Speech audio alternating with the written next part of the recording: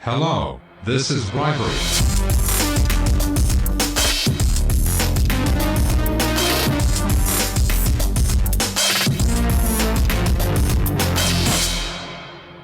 Well, hello. This is Bribery. Welcome back. This is the second lesson. If you haven't checked out the first lesson when I go over the mixing fundamentals, I'd suggest you do so. You can see the link below in the description. I'm going to jump straight into this lesson because this one is a big, chunky beast. What are we talking about today? We are, of course, talking about volume. You might remember I discussed the 6 stages of mixing back in my previous video, and I'm going to break them down one by one. And the thing is, I mentioned in that first overview video that this particular section, the one on volume, is potentially one of the trickiest. And it's tricky for many reasons. Now, out there in the big wide world of other people's videos out there and tutorials online from other people, I find this strange divide. People either talk about this element not enough, or they talk about it too much. And we really need to strike a middle ground here. My educational philosophy here, of course, as you would know from watching my previous video, is all about empowering you with the ability to think. If I just taught you techniques, well, in 5 years' time, when the tools that you are using change or they update as computers update or whatever it happens to be, those techniques might not be relevant anymore. The information and the fundamental knowledge behind it doesn't change. So that's what I'm mainly going to focus on, just like I did in the previous video. And that's going to be really useful for this particular topic of volume, simply because it's the first stage of our mix. So if we don't understand from a knowledge perspective what's actually happening when we run into issues with this component, which you will, you won't be able to undo them. You won't be able to work your way through them because you don't have the knowledge. You don't understand how they actually function or where they actually function, and therefore you get lost immediately. The problem with mixing as well is that as you get better at production, you might find that your mixing sessions are bigger. They've got more tracks in them. You would think that as you get better at production and better at mixing, this process would get easier. It actually gets harder because you've got more tracks. So there's more of this volume to deal with. And again, if you don't understand how it functions at the core level of it, how can you overcome any problems that arise along the way? It's probably one of the number one things that I see that gives people trouble in the mix process. How loud should the different layers be? It's as simple as that. So let's dive into it. Now, I should preface this by saying some of this terminology you might have heard before, you might have heard other people explain it the same or other people explain it differently. Everybody's got their own method of talking about this kind of stuff, I suppose. There's plenty of other great videos out there that delve into this subject as well. This is just from my perspective what I think people should focus on. And I've tried to keep this as specific enough to the discipline that we're all in, but general enough that it can apply to any door, any hardware, really, any piece of software, and any genre. So what you see here in terms of the knowledge remains the same throughout those areas. Of course, there will be differences in how they apply, but the general knowledge base remains the same. So it will require you at some stage to put those pieces together. So let's have a look at it. Let's jump in. This is an overview of what we're going to go into. Again, some of this terminology you might know. Some of it you might not know because some of it is my terminology. So you might be looking at this going, what's Bribery talking about? Well, I'm going to go through these things one at a time. As I mentioned before, this is a bit of a chunky lesson. Not all of my lessons will be this big and this chunky, but this one really, if we don't get this one right, you will forever chase your tail in the mix. You will forever be lost. So bear with me. If there are parts of this that you absolutely know, feel free to skip ahead. You can use the timestamps below in the description as well. So this is what we're going to do. You can have a look at it now, but we're going to go through each of these components in time. So without further ado, what actually is volume? And this is step one where people already get it wrong. They're not really sure what they're talking about when they kind of talk about volume. So it's a term that we use to describe how we measure the final output of a signal. Now, just because you might not have known that exact terminology doesn't really matter. It's just going to help you understand it a little bit better why we use those terms. Now, when it comes to terms, what we should actually be using is the term amplitude. This is the scientific principle or electronic principle behind what we're doing. This is the correct term. I should have actually put that in quotation marks. Correct term. It is the correct term from a technical standpoint, but, that's only if you worry about that sort of thing, and I don't. So if you don't, cool, don't. But if you do, that's okay. I don't mind. I'm not here to judge. I'm here to teach. So I don't mind if you use the term amplitude or volume. It's up to you. Where you might find it slightly problematic is if you read textbooks and they say amplitude and you go, what does that mean?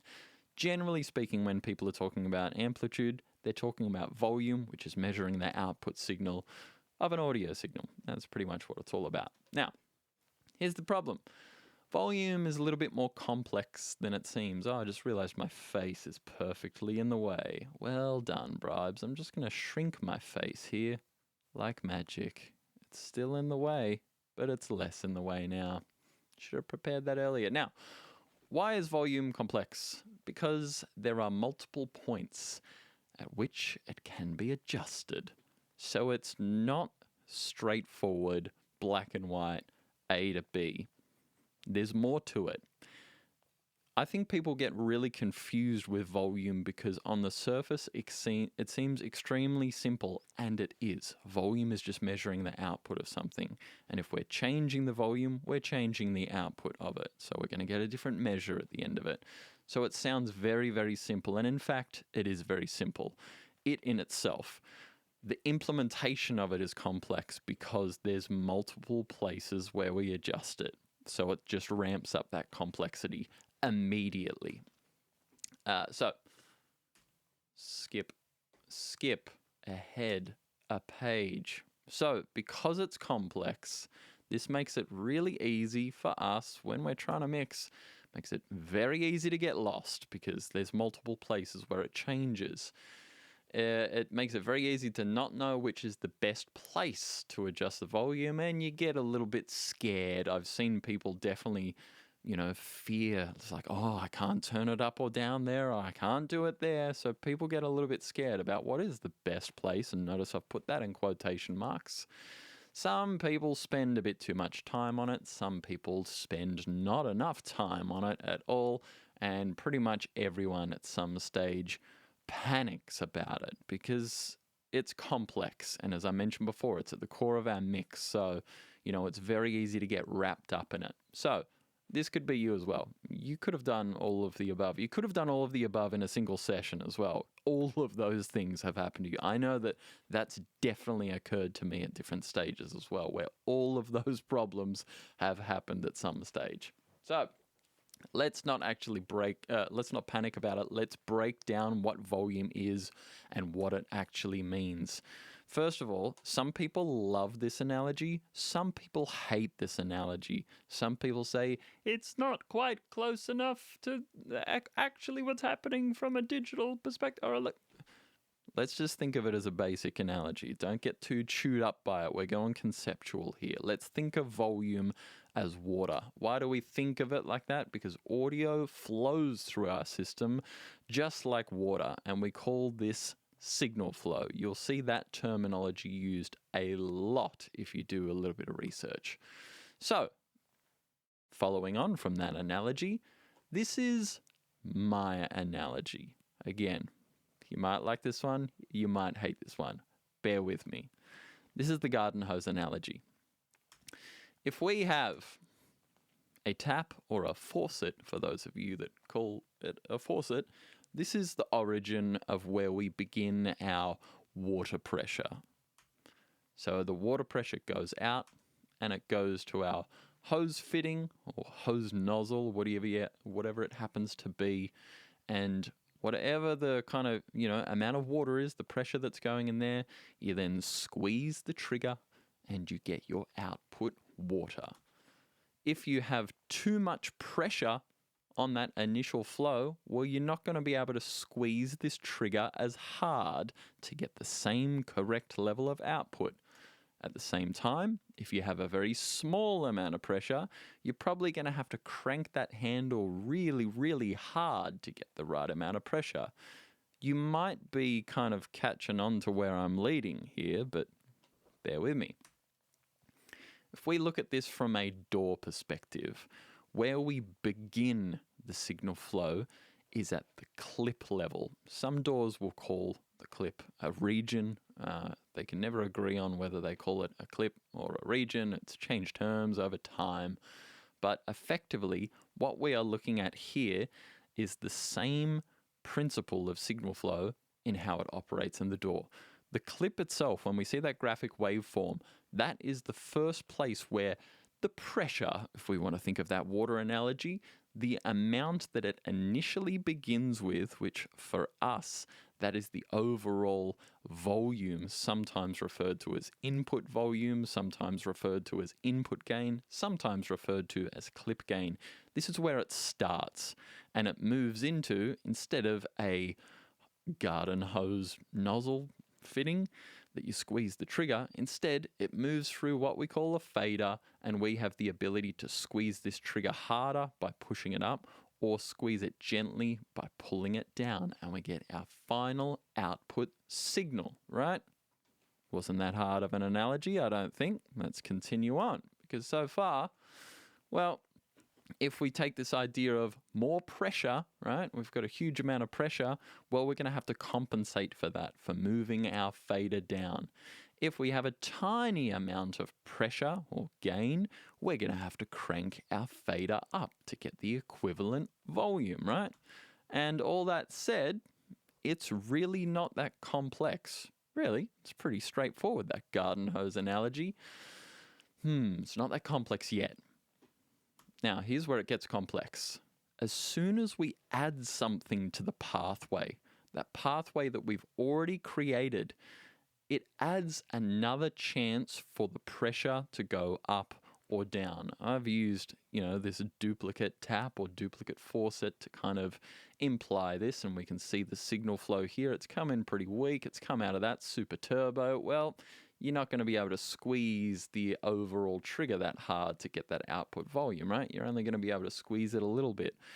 When we represent that here in the door world, we might have a very weak input gain or clip gain or input volume, and we might slam it into an effect like even something as simple as an EQ, and we boost some things and the output may increase, and then we might have to compensate for that at the end by pulling it back down.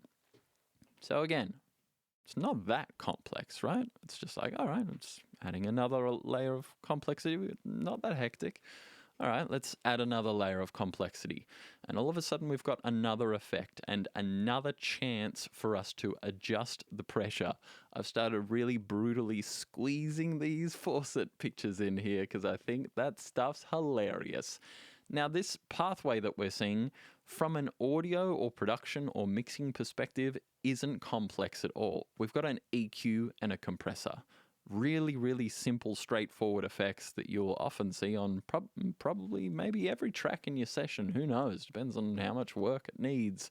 And already you're probably starting to put together the reason why it's easy to get lost in mixing and the reason why it's easy to get even further lost the more complex the session is, meaning the more tracks you have, the more effects you have. And I'm not sure about you, but I find effects really fun. You probably do too. It's part of the journey. It's part of the fun, right?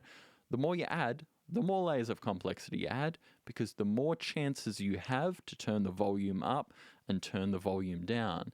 And the more places where that occurs, the more places where you could get lost.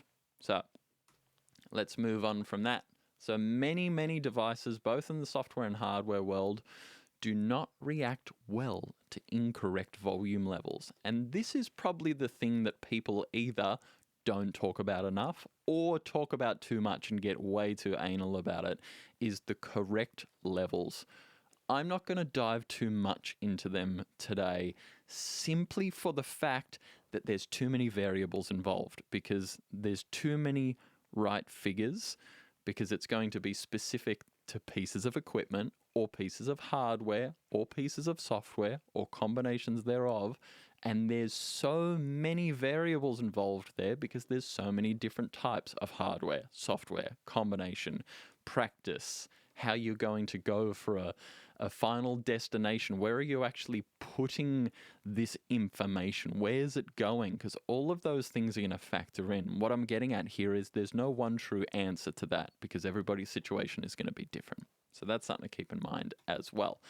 So overall, we can probably all agree that some elements are not going to react well to incorrect volume levels. This is much, much more important in the analog and the hardware world, but it does matter in the software world as well. So that's something to keep in mind. So if we have too quiet of a volume, they may exhibit too much noise to boost them up. You might have experienced this already if you've got a recording that's just a really low-level recording. Maybe you recorded it onto your phone or something like that, and you drop it into the DAW and you go, wow, this is really too quiet in comparison to everything else that I've used, and you crank up the volume of it, and all of a sudden you notice and it's the noise floor of the equipment, because when you've turned up the signal, you've turned up the whole signal, noise included. So if we are using hardware equipment, particularly, and we have a signal that's too quiet, well, to boost it up, you might bring all of the noise floor with it, which could just result in a low quality kind of audio. Now, just because it's got noise on it doesn't mean it's bad. It depends on the context, so keep that in mind as well. So too loud, if you've got too much overall gain or overall volume, you might distort or clip in unpleasant ways. You might also clip in pleasant ways, so that's something to keep in mind. And I'm going to dive into clipping today, so keep that in mind. But essentially what I'm getting at here is if you got too quiet a volume, you might run into problems. If you got too loud of a volume, you might run into problems. It's as simple as that. It's a maybe. It's a big question mark. So nobody will die here if you get the volumes wrong. The worst that will probably happen is you'll clip something. In the hardware world, you might break some components. Don't leave an extremely brutally loud signal running overnight through a speaker, because it might catch on fire, and well, I guess then somebody might die. But don't do that anyway, because that's just a bad idea, right? Nothing's going to fundamentally break if you have something that's too loud and you have to turn it down later. What I'm getting at here is you're just going to get lost. It just gets messy and complicated. And honestly, I've been teaching mixing for many years. The biggest problem that I see students have is not that they don't know how to mix, it's just that they get lost in the process of doing it. And all of a sudden, a mix that maybe should have only taken 3 or 4 hours, they've agonized over some components, blown out the volume in different places, and then trying to get back in control of it takes too long. And they put it on the shelf and they save it as mix 24 in brackets final, right? And then like 2 weeks later, it's like mix 49 final in brackets. So it just gets messy and complicated if you're not in control of the volume from the start. So this is a little small tip. Try and aim for unity gain throughout mixing. Again, this is a term you'll see used quite often. So this is when the levels remain unchanged regardless of the effect or processor used. This means if we go back to that kind of tap analogy, this one back here, right? We want to make sure that regardless of what we put in the pathway, we are not adversely increasing or decreasing this pressure at any stage, right? So if we've got something in the pathway representing an effect, we don't want all of that water pressure or signal flow or volume to go up or down because we're going to get lost. Essentially, it's going to get messy. It's going to get complicated. So unity gain helps us once we set up our initial levels, which we'll do a little bit later. So again, this is a big chunky one. So if some of these things feel a little bit like rushed, go back and rewatch them again. Do a little bit of additional research. This isn't necessarily going to be your one-stop shop and all your answers all together. I'm just breaking down the biggest components about volume that might impact as many people as possible. So let's smash some of these concepts together, because otherwise we'll be here forever watching this video. Metering, headroom, and clipping. And yes, I've used the 808 color pattern for that inadvertently. Let's look at these three components, because these are really, really critical when it comes to working with volume. First of all is metering. This is how we measure volume. You've probably seen these in your door or various doors. We see these color bars that dance up and down that tell us with a little number how much volume is actually happening. They're there just to measure. They're not doing anything else. They're measures, they're indicators. That's all they're doing. They're not changing or altering the sound in any way. They're just telling us how much volume there is. They're the thing that measures the output. There's a whole bunch of different types for different purposes. These ones we see the most commonly. These are called peak meters, and they show us the loudest peaks in a digital signal. I'm mainly going to focus on digital signals throughout this lesson, because it is the vast majority of what people deal with. So of course, there's going to be plenty of this information that if you've got an SSL console, maybe some of this stuff's not going to be 100% relevant to you. But then if you've got an SSL console, well, I'm not really sure why you're watching this video, because you should know already. That said, who knows? I'm not here to judge. I'm here to teach. So peak meters are showing us what are the loudest peaks of a signal. That's what they're there for. It is different in the analog world. There are VU meters, there are RMS meters. There's all kinds of different meters that show things. So you can, again, dive into that, do some extra research if you want to, if you're super keen about that kind of thing. So this is a question I get all the time. The numbers, do they matter? These numbers that we saw back here, do they matter? Should I worry about them, Bribery? Should I write them down? Should I have targets? What should they be? And the meter type that I'm using, does it matter? Well, maybe, because it depends on your system and it depends on your goals. As I mentioned before, there's infinite combinations of gear out there. So I don't know what you've got. So maybe the numbers are going to matter to you. Maybe they're not. But in a purely digital system, which is probably what the majority of you watching now are operating in a digital system, meaning you're probably doing, 100% of your work within the door, there's only one number on these meters that truly matters, and that's 0. The 0 is what matters, because this is what happens when you go over it. You clip. Look at that. Look at those big red bombastic indicators. You might have seen them before. One of my favorite memes out there is one on Breaking Bad. If you look up Breaking Bad logic final mix here in YouTube, you'll find maybe my favorite ever production meme video of all time that kind of describes this quite well. So this is what happens when we go over the 0 line in the digital world. Notice that this is not the analog world that I'm discussing here. But why? Why does this happen? That gif. Why does this happen? It is because there is a limit on how much our system can handle. And that's regardless of a digital or analog system. They all have limitations. And we can actually measure how much audio can fit within this limit. And we refer to that as headroom. As I mentioned before, we're going to smash a couple of concepts together that are very closely related. Metering and headroom being two of them. So in any audio system, we refer to that as headroom, which is essentially how much audio can fit it in. So once we exceed the headroom, we achieve clipping. So this is the third part of these three concepts that we've got. We use meters to work out how much headroom we've got and to indicate if we've exceeded the headroom, and we've achieved clipping. Pretty crazy. So clipping happens when we exceed the maximum allowable headroom in the system. And in digital audio, this is when we exceed the bit depth, sometimes called word length. Now, I am not a computer science expert. I am a music production expert, right? So some of you might be computer science experts and you want to dive deep into this. Go for it. The short version is we can only fit X amount of volume or signal within the framework of a digital system before clipping occurs. It's as simple as that, right?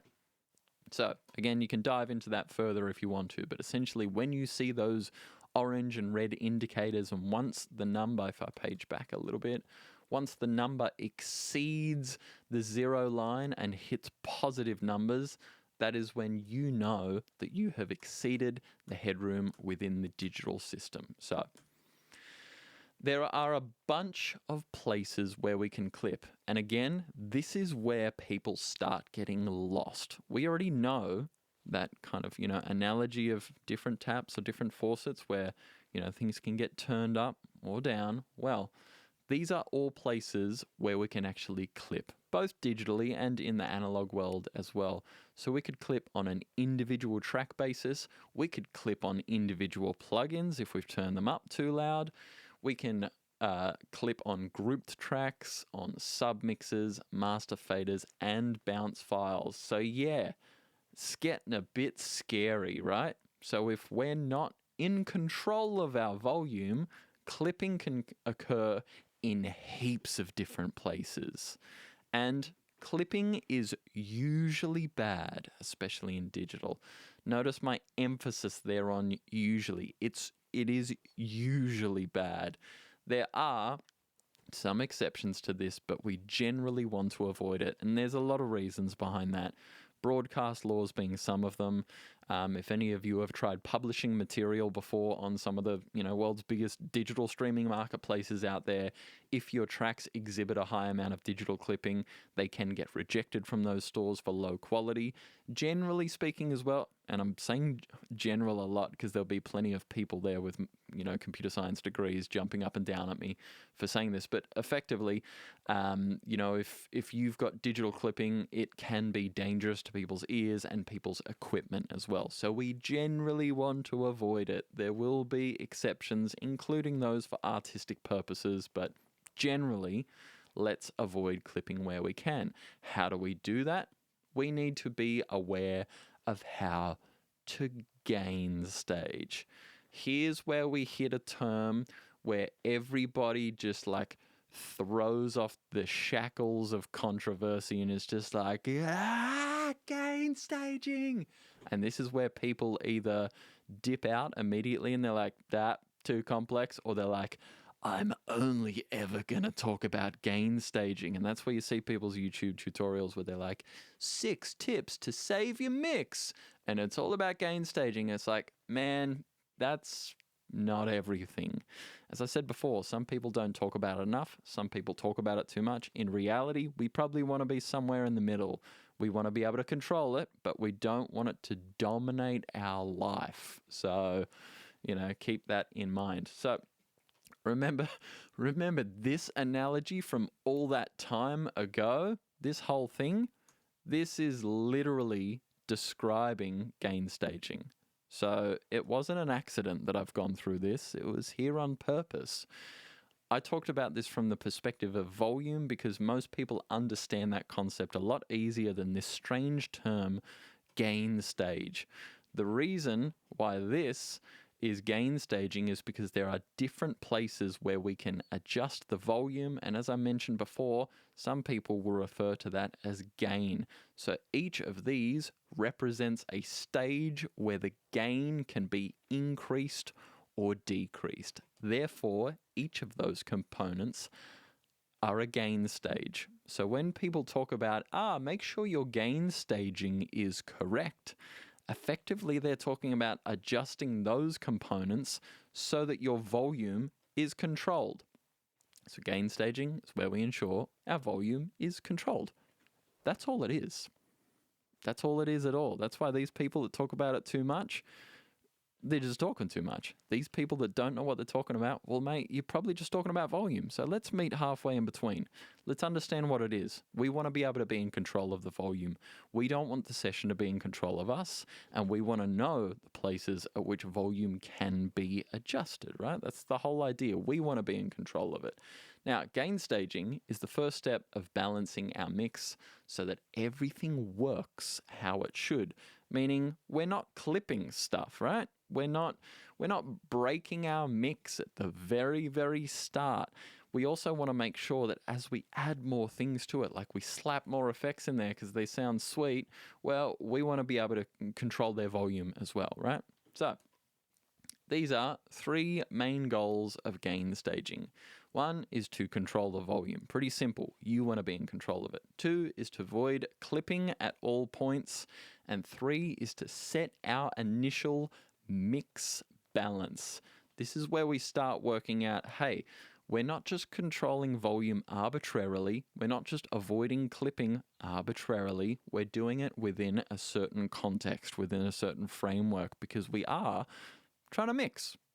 We're trying to get our volumes right so that all of our instruments or all of our sounds or all of our samples or whatever it happens to be, they are all in a position that is contextually relevant. That's the whole idea, and gain staging allows us to get ahead of that. Now, what I'm getting at is one of the other things I talked about in the lesson overview.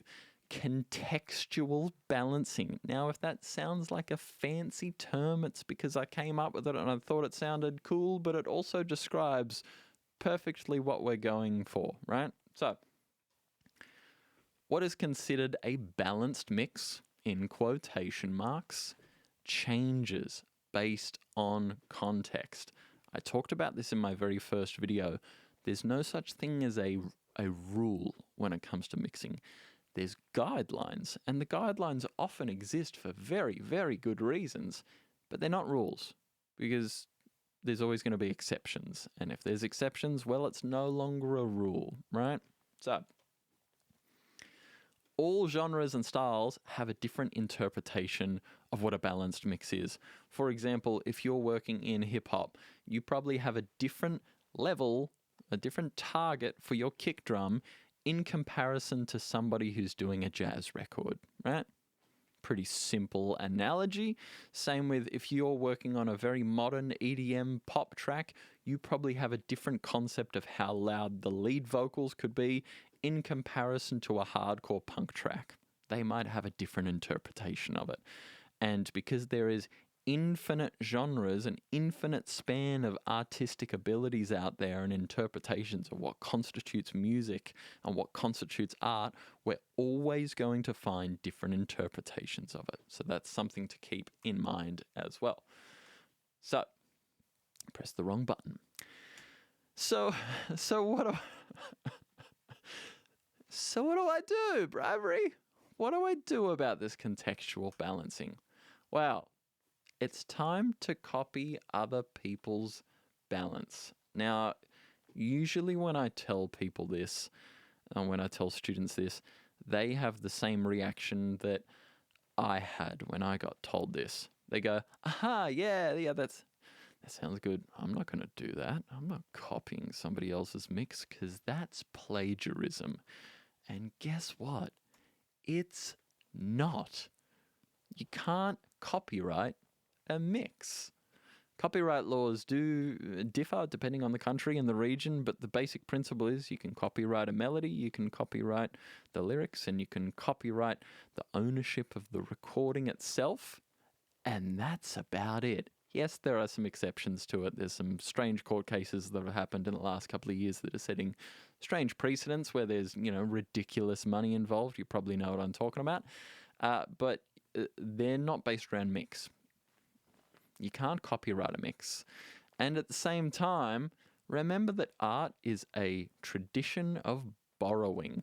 It's always been borrowed. It's only in the last kind of 30 or 40 years where people have gotten really weird about it. People have always appropriated and copied other people's art. It's how you develop as an artist. Probably the first time you ever picked up an instrument, you tried to play your favorite song, right? It's the same idea. When you're mixing, why are you trying to start from scratch? Why don't you try and copy the mix of your favorite song. Now, that's only really going to work if the song that you're trying to copy the mix of is in a similar vibe with similar instruments, similar structure, that kind of thing. We do call this referencing. You might have heard that term before. I'm going to talk about it in a later video as well and go through kind of a how-to of how to reference, because it sounds obvious, but it might not be obvious in reality. But start by copying other people's mix, because it's just beginning. It's just getting your balance together. And by balance together, I mean a contextual balance. Listening to your stuff and go, hey, are the levels of the individual instruments or sounds or whatever it happens to be, do they work for the context of what style of music this is? As I mentioned before, a hip-hop track is probably going to have a different kick drum level in comparison to an organic jazz track. Well, you're not really going to know that until you compare your mix to somebody else's mix that swims in that same circle as you. Don't be afraid of referencing something super well-known. Don't be afraid of referencing something super unknown. It depends on if you like their balance or not. If you like the balance in the context of what they're doing, use the same idea and go, okay, I'm listening to their song. I'm going to try and set my kick drum level about the same as theirs. Hey, how's their guitar parts in comparison to their kick drum? Are mine the same? Hey, my super saws here, they feel really loud in my mix, but let's compare to this song I was listening to. Oh yeah, theirs are just as loud. I'm doing all right, right? So don't panic about it. You're just beginning the mix. You'll still get to add your personal flair later. And your personal flair is probably in there. You've probably already written your own melody. If you're a vocalist or a lyricist, you've probably been involved in some way in the lyrical components of it. So don't stress about, whether or not copying somebody whose mixing ability is going to be plagiarism, because it's not. Simple as that. So, but I'm not going to... these GIFs are killing me. Why'd I put these in? I can't be taken seriously. So this idea of copying somebody else's mix, that's still really, really hard to do, right? So how do you actually do it? And we're going to use a method. And again, I mentioned before that some of this terminology is completely my own, or I've come up with it myself. Well, hopefully I have. I hope I haven't accidentally copied this from somebody else, but I've never heard anyone to refer to their mixing skills as an anchor before. So, what's the anchor? It is the thing that begins our mix. It is the thing that keeps the mix stable, and it's the thing that stops us getting lost. The anchor is the thing that ties our mix together. So, what actually is it? So, it is a way of beginning our mix. It stabilizes the mix. It provides context for other instruments, and it forms a reference point to stop us getting lost. As you're watching this, put your hand up if you've ever been in the middle of a mix and you make a change and you have no idea if it sounds better or worse. Oh yeah, everybody's got their hands up out there in the virtual land. It's super common. It happens all the time. I'm going to show you a method of how we can anchor our mix so that we don't get lost, because we'll always be able to reference something within our mix that we know sounded good. So it's kind of like giving ourselves a landmark that we can always return back to in case we get lost. It's like an anchor for a boat in a rough ocean that stops it drifting away, right? How do you like these analogies so far? Hey, you like me now? So before I get into the how to do the anchor, we need a little bit more information. First thing we need to know is what our output targets are. So our output targets, by output targets, I mean, what are we mixing towards in terms of final volume? And yes, I'm talking about the master fader here. So what our output targets are does depend on the destination. And there are heaps of different destinations. Most of the destinations these days will tell you exactly what they want. So again, if you are a digital artist and you're trying to get your music onto the big digital streaming platforms out there, Google their name and Google what kind of volume they require. You'll find their FAQs, you'll find their technical requirements, you'll find all that stuff out there on the internet, because it's not the 80s anymore. You used to have to get textbooks for this stuff. Now you don't. So it does depend on the destination itself, what your final output target is going to be. And it does depend as well if your destination is to have a pre-master mix, which is then going to get sent to a mastering engineer, or if you are doing the mastering yourself and it's going to go to duplication, or if it's going to go straight to digital. So keep that in mind. It will depend. There's too many variables here to just say there's one thing. And yes, you can worry about some of this stuff if you want to. It's okay. You can worry about luffs. People worry about this a lot. You know, I mentioned some people don't talk about things. Some people talk about them too much. We should meet in the middle. Some people are just firmly over here when it comes to luffs. They're just, it is the new kid on the block, or relatively new kid on the block, you know, in terms of its implementation out there in the professional world. So people love carrying on about it. I've carried on about it in the past, but, you know, in the end, does it matter? Maybe. Because it depends on your situation. It depends on your destination. Probably for the majority of people watching this, it's not going to matter at all. It is just another mode of measuring your output loudness. That's what it's all about. You can dive into heaps of information if you want to.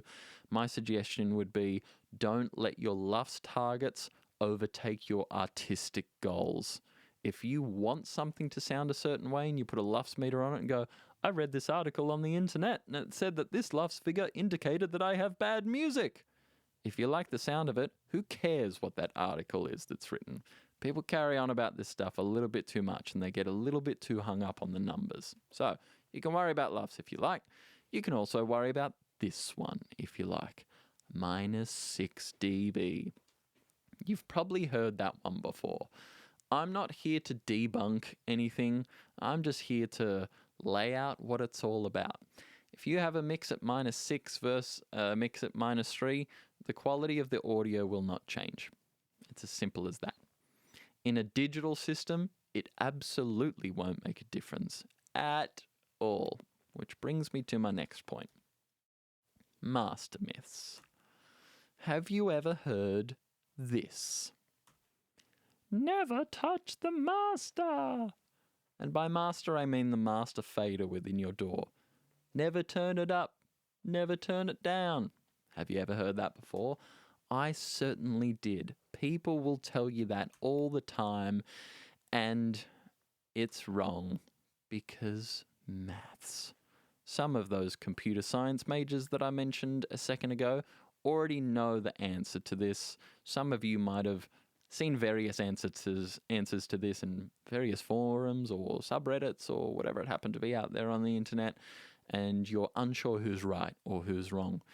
The short version is, in a digital system, in a modern digital system, I should say, meaning it's a 32-bit floating point system, you can turn the volume up or down however you want, and within that system, nothing will change. It won't change the resolution. It won't impact on the audio quality for better or worse. It is literally going to be the same, just louder or quieter. Now, the problem is going to be if you clip. So that's where the problems come in. Where I think people are getting this whole thing confused is when they don't see clipping on individual tracks, but they see clipping on the master and they look around and go, is anyone going to know if I just turn down the master? Because it makes the clipping go away. And guess what? You would be almost right. It does make it go away. The problem is going to be, if we think about that signal flow analogy before, is if you have any effects on your master channel, that final fader happens after those effects. Meaning, if you've got 20 tracks in your session, individually they don't clip, but when they merge together at the top of the master fader strip, they are clipping because you can see it down on the fader and you go, whoops, I better turn that down. It's still clipped up here, and then it's going to go through your effects, and then you're going to turn it down at the end. Now, is anyone going to die? No, we've already discussed that. What is the worst case scenario is you might have a plugin or an effect that is just sensitive to input volume and it just has a bit of a nasty clipping sound to it. That's probably the worst that's going to happen in a digital system. It's maths. You can't really argue with it. A lot of the people arguing with it are probably, thinking about these overall components and how they worked 15 years ago, because it was different before kind of 32-bit floating point systems. There were resolution problems. There were problems with signal flow. There were problems with different doors and their magical summing engines, which people love to talk about a lot as well. Again, not enough. Let's meet in the middle, gang. All right, let's do that. Right? So don't stress about it. If you've got to turn it down, turn it down. It's not going to make one iota of difference, except for that exception that I mentioned before. If you've got effects on there, that it might impact. That said, if you follow the method I'm about to show you, or any other gain staging method, I'm not Jesus when it comes to mixing. There's plenty of other people that are better than me at it. Hundreds, if not thousands, if not dozens. Who knows, right? But if you follow this method and you get your gain staging right from the get-go, you'll never clip again. Well, maybe you will, but you'll never clip again, right? So let's jump into it. I've got a session here. This is one I prepared earlier, and I'm going to play this so you can see where it's at and see if you can work out any flaws. Now, I should mention as well, I can't remember if I mentioned this in the previous video. I usually teach mixing by showing people existing songs, like well-known songs, and I'll get the multi-track stems from somewhere, and I like to teach mixing with familiar material so people can understand it. But because this is on a public forum, I'll just get immediately struck for copyright. So I've just put together just a basic track, just like I did in the last video, just so we can understand the principles. Again, I prefer to mix from familiar stuff, but I can't do it in this format, so bear with me. So here we go.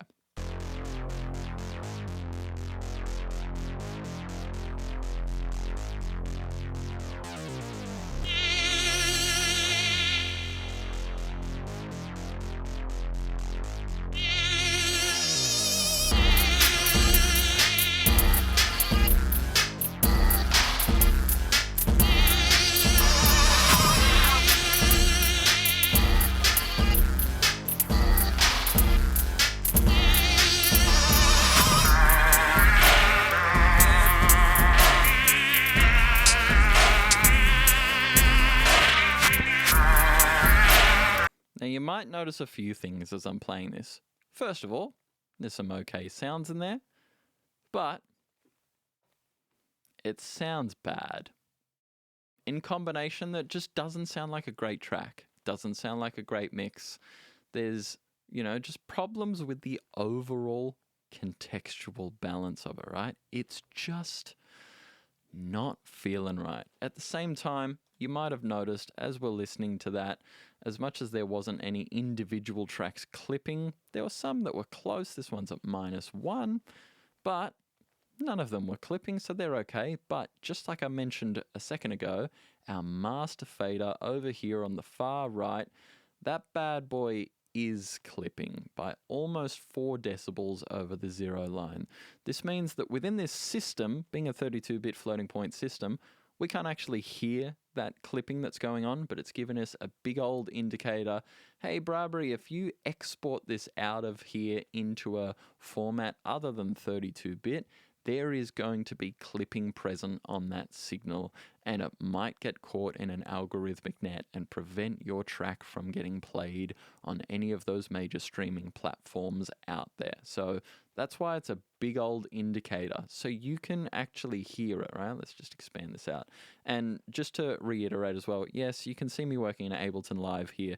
These same principles work regardless of the system you're using, regardless of the DAW you're using, so do not get hung up on the fact that I'm using Ableton for this. All of these techniques work in a pretty much identical fashion in all the systems, and the underlying knowledge that I'm going through here, it is fundamentally across every single system, regardless of what you use, what type of computer you use, what headphones you use. All of these principles remain the same. So I hope that the fact that I'm using Ableton Live doesn't get you caught up on it. Let's go for the knowledge rather than the interface or whatever it happens to be. So let's have a look at this, and let's pull into a part where all of the tracks are playing, because I want to go through this method that I described before as the anchor. I've already worked out that this balance isn't really there. It's not really working. It's not working for the context of this track. I need to do better. And again, there are lots of different methods that you could do. This is just my method. So I'm going to show you the anchor. If I play this part here, I know that some of these volumes are wrong. Now, for the context of this style being this kind of weird up-tempo, well, kind of half-step kind of thing going on, and then it goes into it's kind of this broken, glitchy, kind of synthwave-esque thing with these kind of vocal chops over the top of it. I probably, just listening at this, I need something that is going to hold my mix together, that is going to form my anchor point. Now, the anchor is going to be different depending on the genre you're working on and the instrumentation you've got. What I generally choose as my anchor is the kick drum.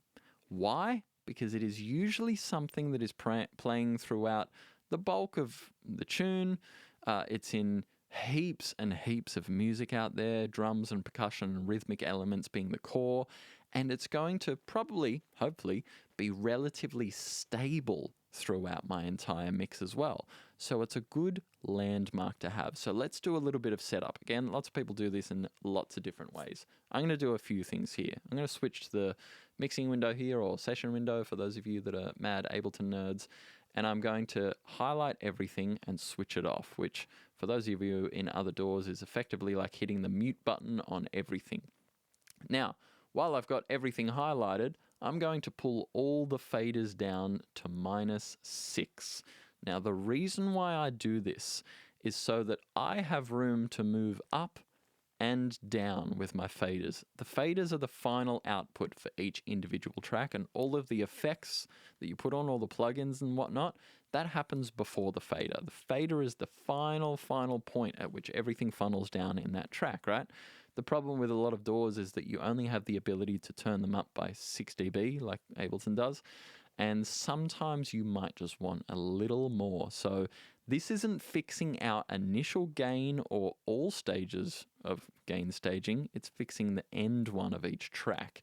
But I like to do this so I've got an extra amount of wiggle room on my actual faders themselves. So I want this kick, right? Now, I'm going to give you a number, and I swear that if you get too caught up on the numbers when you're setting this gain staging, you're going to drive yourself insane. However, it's useful to have some kind of guideline there. What are we actually shooting for when it comes to our anchor? What I'm going to shoot for here is I want on my kick track over here at the far left of your screen, I want to see its peak indicator roughly hitting around -10. So I'm going to switch it on. Oh yeah, of course, everything's still highlighted. I want to switch just it on like this and hit play. And I'm going to have a look at its peak indicator. All right.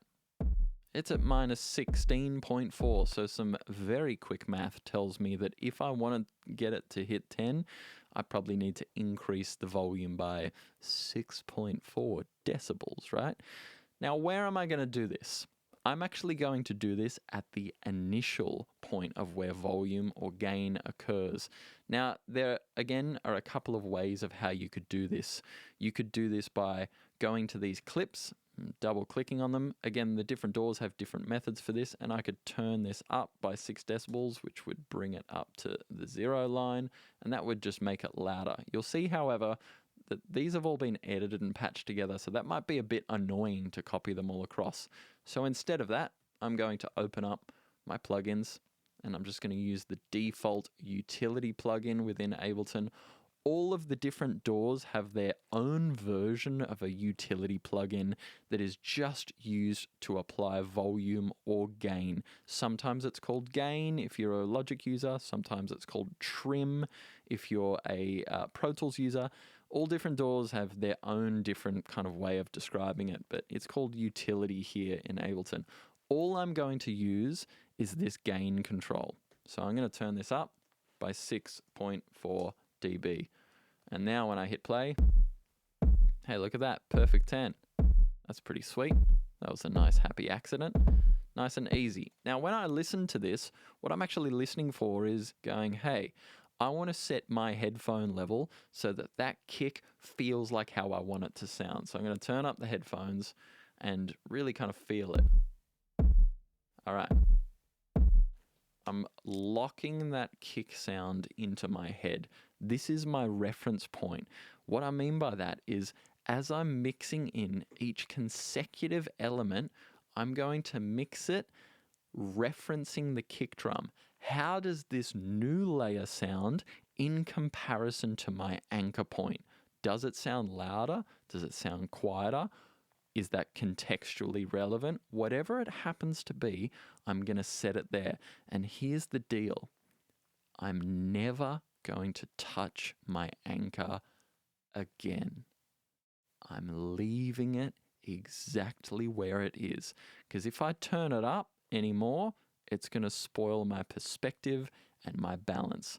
I mentioned before not to get hung up on the numbers, but the reason why I choose a number around minus 10-ish is because if I have a session with around a dozen tracks or so, I know that if my kick drum, which is going to be a really fundamental part of my track, if it's hitting around minus 10, probably everything else is going to sit below it, and when it all combines together at the master, it's going to magically hit somewhere around minus 6.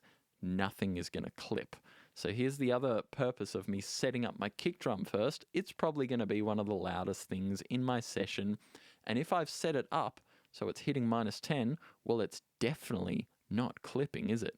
It's got a long way to go before it clips. 10 decibels, in fact. So I've given myself some headroom. Now, this is really important if you're someone that works with samples or loops, because almost all of them, including the ones that are stock built into all of the DAWs, they've been normalized, which means they are as loud as they can possibly be. So they're probably already just shy of hitting the 0 line. And as soon as you combine them with something else, you're going to clip your master. So we're going to start by getting the most fundamental, stable component of our mix, which for lots of you watching this is probably going to be your kick drum, right? We're going to take our kick drum and set it to minus 10. And then we're going to move methodically across. Now, different people have different mixing orders that they like to take as well. I'm going to show you mine. I like to do my kick drum, then I like to do my snare. Now, I'm not going to shoot for any specific number here on the peak meter, but I'm going to tell you, without even having done it yet, I'm probably going to change it so that I'll feel happy with the balance between the kick and the snare will probably be slightly quieter than the kick. That's typically how it ends up appearing. But let's have a look. I've switched it on. I haven't adjusted anything on it. I'm going to reset its peak indicator and hit play.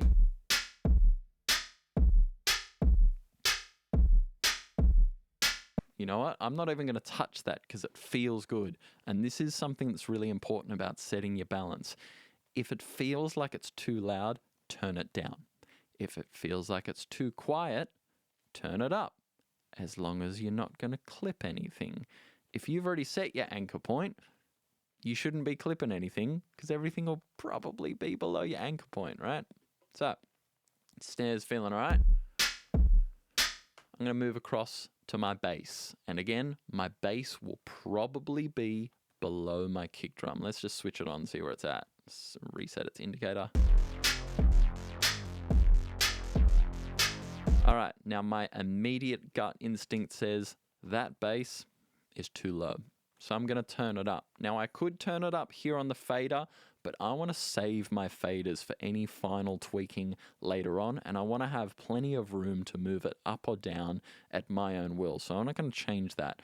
I'm going to change instead its gain. So again, let's go to its initial gain. Let's go to that bass track down here. I'm going to chuck another utility plugin on this. By the way, why I would suggest using a utility plugin or trim or gain or whatever your particular DAW calls it is because this workflow is going to help emulate the process of how to use a mixing console. So a mixing console is going to have, every single channel is going to have an input gain, and that's where you gain stage for the first stage in your console. So this kind of method, if you're a purely digital artist, if you use this method, later on, if you ever do want to use a mixing console, or you get one secondhand or whatever it happens to be, the workflow will be kind of similar. So that's something to bear in mind as well. So I'm going to take this bass and I'm just going to turn it up. I'm not even going to look at the number. In fact, I'm going to shield my eyes. When it feels good,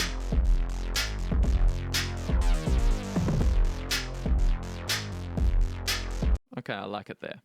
So, what is that set to? I'm going to reset it.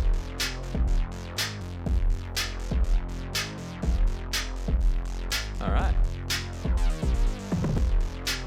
All right, and as we can see, the numbers are showing it below, but at the same time, don't get stuck on the numbers. Please, you'll go insane tracking those numbers. And in the end, people listening to your track on a streaming platform, they're not going to know what the numbers are, and if they did, they wouldn't care anyway. All it's there for, really, we're only using the numbers to set that initial anchor point, and then the others, they're probably going to be below it, but let's not get hung up on what they are. Doesn't matter. So, I'm now going to go across and add my synth part, and immediately my gut reaction says, oh my golly gosh, that is just far too loud. So again, going to get my synth track, I'm going to add a utility plugin to it, and I'm going to turn it down. I'm going to close my eyes, and I'm going to turn it down until it feels better. So I'm going to start by turning it down like this. Oh, I can't actually see what I'm doing. That's all right. Now that sounds too quiet, so I'm going to turn it up. That sounds too loud. I'm going to turn it down. All right, that sounds all right. Needs a little bit more for me. I should mention as well that this is a relatively stable, all of these tracks are relatively stable. There's no ridiculous issues with them. Later on in a different lesson, I'll show you what happens when you've got unstable stuff. Let's go to the other component of this track, the hook.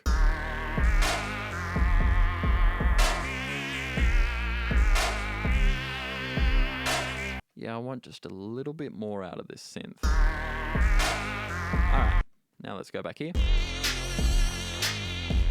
All right, let's check its volume level.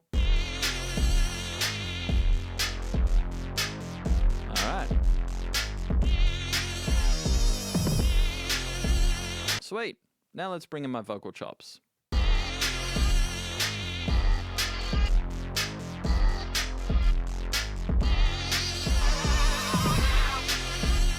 All right, I want more of those vocals. Why do I want more of the vocals? Because it's really the lead component here. It's the thing that I want to draw the attention to. If this was actually sung lead vocals, I definitely want to draw attention to it. And this is kind of playing that role as it is. So I want this to be a little bit louder. So I'm going to go again, add a utility plugin, turn it up.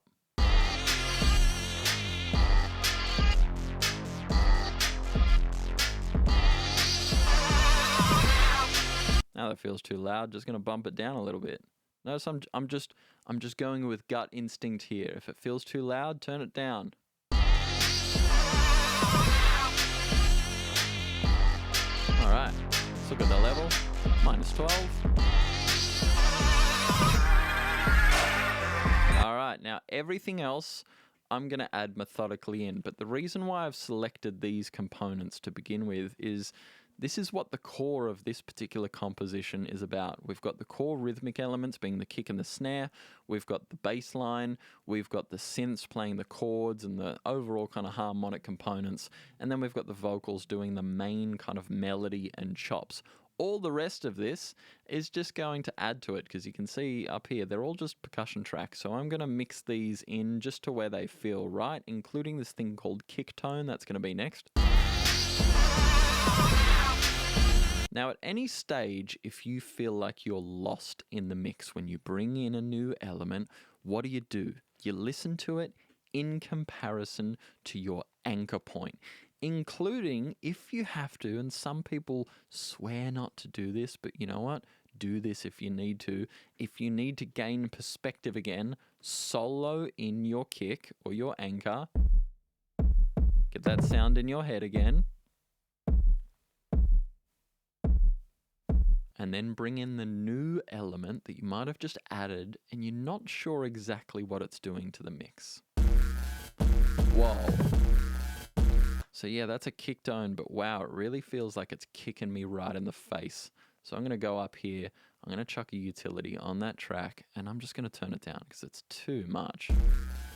Still too much. And by too much, I mean it feels like it's just swallowing up my main kick. It's crushing my anchor. So if it's crushing my anchor, it's too loud. I'm going to punch this in as -10. All right, now we've got the tone there, but it's not crushing my kick drum. Let's see how it sounds in context of the full mix.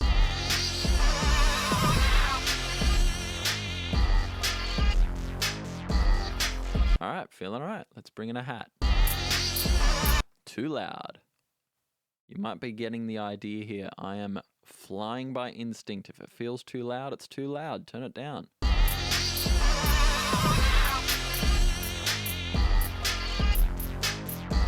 All right, feels better. How about this hat?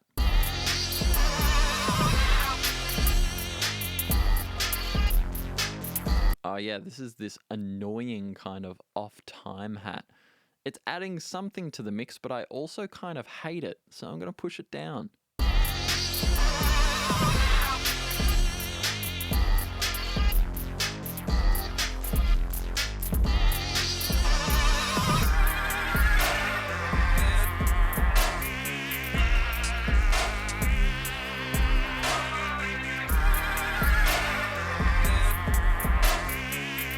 All right, it's feeling a little bit better there because now it feels kind of like ghost notes rather than anything too dominant, and it's just adding a little bit of spice to my hat pattern. So it doesn't need to be overly loud, it's just playing a role. Okay, let's bring in this clap, and I can see that it's playing mainly here. Let's check it out.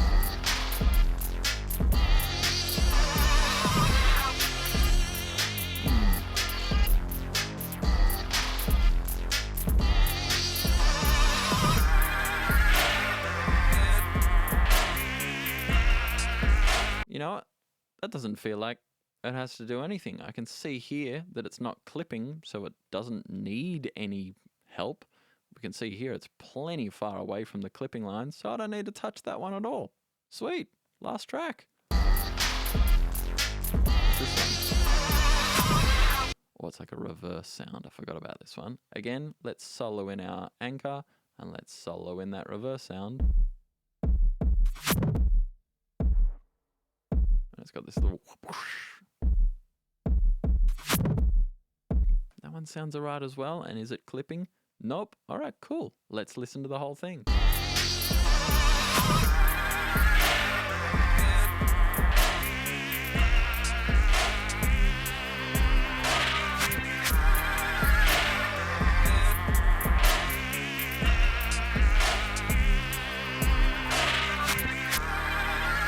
All right, so now it's feeling a lot better than what it did before. We haven't made ridiculous adjustments. You can see here that this is up by 6, down by 10. That one hasn't changed. That one's down by 3, down by 10, hasn't changed. Up by 6, down by 4, up by 2. So it's a little bit all over the place, but remember the goals that we were shooting for here. We're trying not to clip on the individual tracks, and we're trying to get control of our volumes. And look at this. All of our tracks are well and truly away from the clipping line. They're not clipping the master. And even though this was higher than that -6 target, there is no clipping occurring, so it's going to present 0 problems to anything that is on my master effects chain at all. And if I really wanted to, if I was shooting for a specific target, I know, because math, that I could pull that down and bring that master level down, and it's just going to bring it down if I wanted to. Nobody's going to die. Now, once I start adding plugins to this, I want to make sure that when I add them in, I'm not blowing out my gain staging. You might remember I talked about this idea of unity gain. So let's take this vocals as an idea. It's hitting around -11. Let's go to this kind of loudish part here. Now, as I'm listening to this, these kind of, busted, glitchy vocal chops, I can hear it's just a little bit deep and dark, and it's kind of creating a bit of masking, which I am going to cover in a different lesson. So maybe I'd want to chuck an EQ on here, and I just want to remove some of that low end. Maybe not that extremely. Maybe I want to use a shelf in conjunction with that. All right. Now let's have a look at my peak level. You can see it's dropped by 0.3. I'm not too stressed about that. If I wanted to, I could up the gain by 0.3, but honestly, that's pretty anal at this stage. If I wanted to take something else though, something like the kick, say I wanted to make that thicker. Let's make it thicker. Let's just go, all right, let's thicken this bad boy up. Let's pull out some of the mud range in there. God, that's a bit woofy, but you get the idea. Now let's have a look. Whoa. We have boosted this bad boy that was at -10. It's now got a 7 dB increase. Now, the problem that is going to occur here is not that anybody is going to die, but we've just got our whole balance together where we were happy with how it sat, and we've just ruined it by boosting it by 7 dB. So what usually people would do is then go to their fader and they would turn it down. But this is our anchor point here. As soon as we turn this down, we're going to feel like our positioning is off. We're going to feel like our reference point has changed. Our landmark has shifted because we've started to alter it. So instead, let's just go back into this plugin and go, well, if it brought everything up by 7 dB, I'm going to pull it down on its gain parameter by -7 dB. And now we've got all of the tone without the boost. If I switch it off, back on, and we can see that our volume is remaining relatively the same. There's 0.02 of a difference, but I'm not going to sweat about that. Again, some people are going to get really anal about it. I am not. Let's listen to that in the context of the mix. Now, here's where it gets really important. The reason why I've set this up with unity gain, meaning, hey, if that boosted 7 dB, I'm going to pull its final output down by 7 dB. Here's the reason why. Once I bring that back into the whole mix, I can hear that my anchor point, my reference, my kick drum, as much as it sounded cool when I EQ'd it on its own, it's now getting kind of swamped in the mix. So the changes that I made aren't going to really work because I've pulled out too many frequencies or increased too many, whatever it happened to be. But when I switch this effect off, the volume of my session remains the same. And this is the whole key of this technique. I'm in control of the volume, meaning if I put something onto this track, I'm going to control the volume still. The effect isn't going to rule my volume. I'm going to rule the volume of that effect.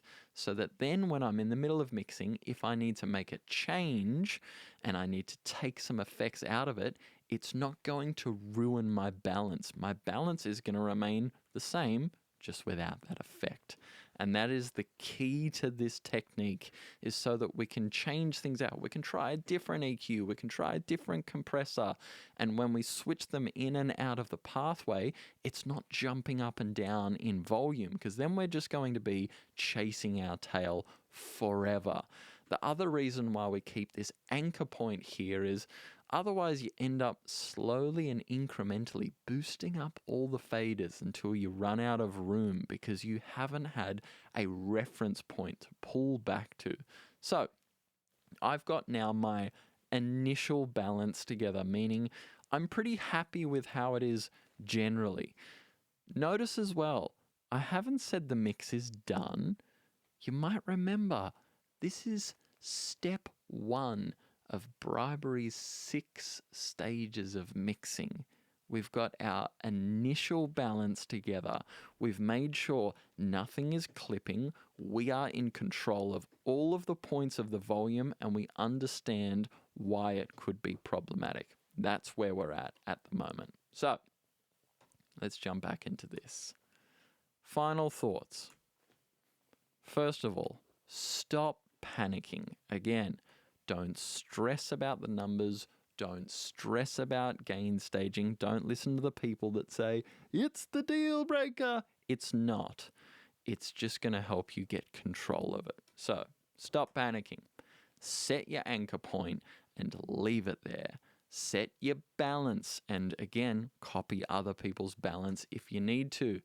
Don't unintentionally clip things. You'll notice in that session that I purposely kept all the way away from clipping. If I want to clip things, I'll use a dedicated clipper rather than turn it up so loud that my computer poops its pants.